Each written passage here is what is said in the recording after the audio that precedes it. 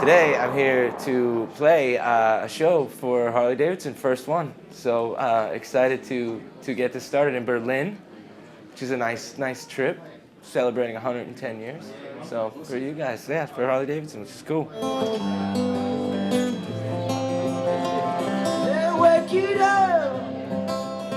My friend gave me a motorcycle when I was really young, and it was like just a beat up bike, and I couldn't get it started.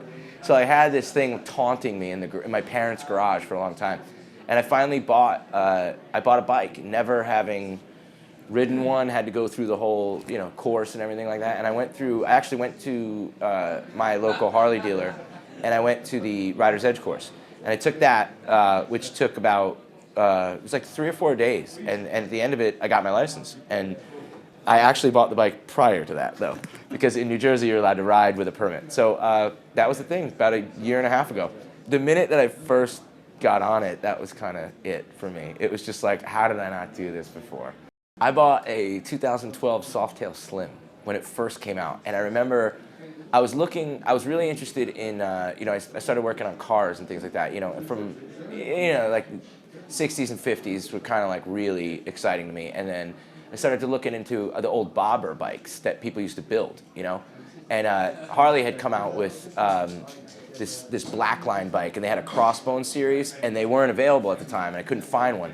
And then I saw this Softail Slim that came out, and it was kind of designed after that bobber look, like very trim, low to the ground, not many accoutrements to it. And I saw the bike, and I was like, I gotta get that bike. That's the one for me. And everyone was like, we can't get you one. Like there's a waiting list. So I slapped down the money and waited. I was like, no, I'm paying it was like $200 to hold the bike. And I was like, I haven't seen the bike, haven't sat on it, but I loved it so much that I was like, I gotta get this bike. And sure enough, 2 weeks later, it came in, and I sat on it for about 5 seconds, and I was like, let's just do the paperwork. Let's just do it. I love this bike. And I just fell in love with this bike. So, and now it's like, it's probably the best thing. I would let my guitars go before I let my bike go.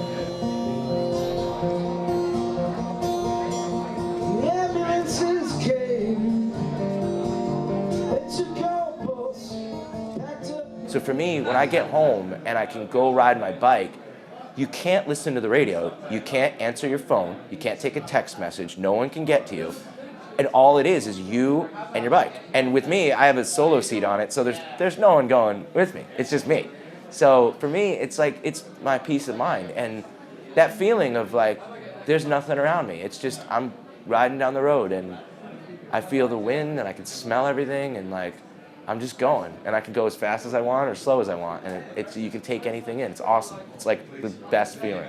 The day after I got my license, I got my license on a Friday night. On Saturday morning, I was up and did my first 100-mile ride with the local chapter of the Harley-Davidson Owners Group at my dealership that I bought the bike at. And I just you can ride for so long where I live, just straight. And, there's turns and things. You ride through the woods and you ride through the beach, and it's the best thing ever. So that's normally my ride, is like a beach ride, which is really cool. It's a lot like the highway, like 101 in LA. It's a lot like that. Definitely cross country. Across the United States. I want to do that so bad.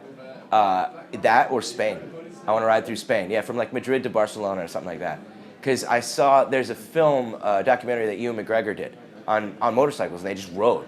And I was just like, wow, that would be so cool to ride, just all through Spain, or just straight across the country in America,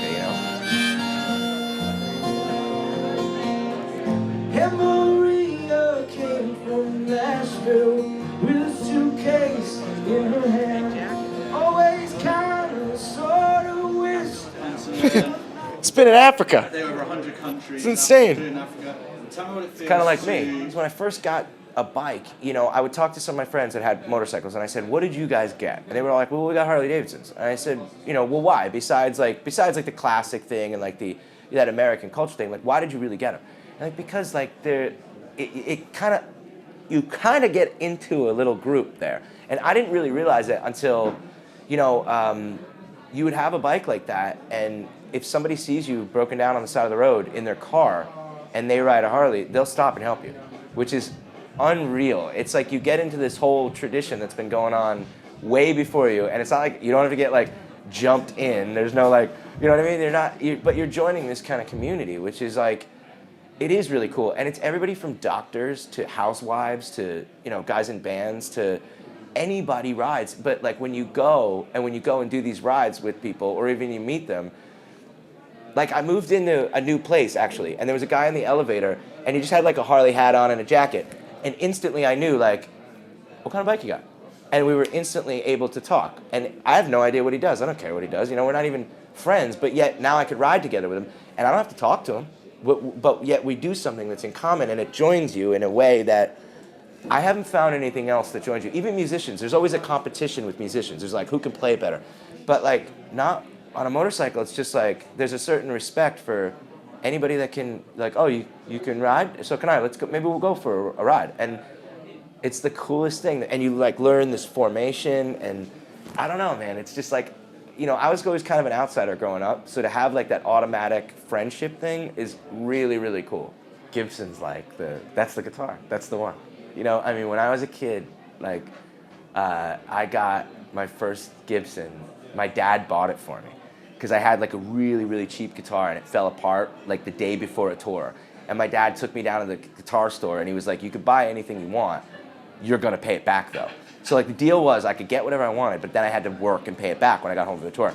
And my dad bought me a black Gibson Les Paul, and it was like, that was it for me. Like when I got that, like even the feel of it, like I still play them. Like I still have a black Gibson Les Paul.